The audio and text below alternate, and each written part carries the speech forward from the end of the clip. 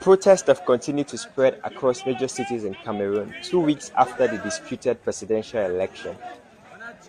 Supporters of opposition leader Issa Bakri have taken to the street, alleging widespread electoral fraud and demanding a rerun. The unrest started immediately after the election and intensified when the 92-year-old leader, President Paul Biya, was declared the winner of a record 8th term, extending the rule that began in 1982. What started as a peaceful demonstration quickly turned violent. Security forces fired tear gas and live ammunition to disperse crowd in Daola, Graoe, and Yaoundé.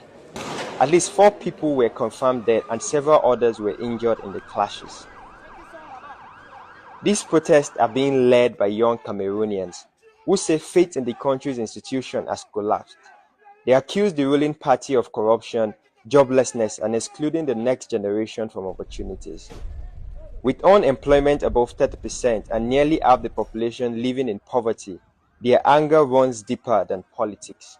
To find our voice, getting that courage, knowing that okay, it's left on us to do something about it because it's our country and politics affects everybody, whether you're a doctor, a plumber, a bike rider, or an entrepreneur like myself, a farmer, whatever you do, our lives are basically decided by politics. In response, the government announced legal action against opposition leader Issa Bakri and several members of his campaign team, accusing them of organizing illegal protests and inciting unrest.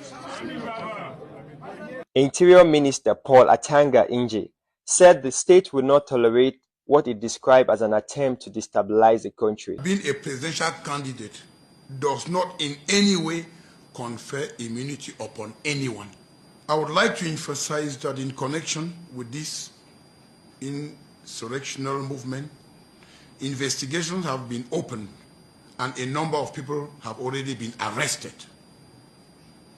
Others are actively being hunted and will be held accountable for their actions before the competent courts. The United Nations, the African Union, and the European Union have urged restraint and called for an investigation into the killings. But after 43 years under Paul Biya, many young Cameroonians say their anger would not fade until real change begins.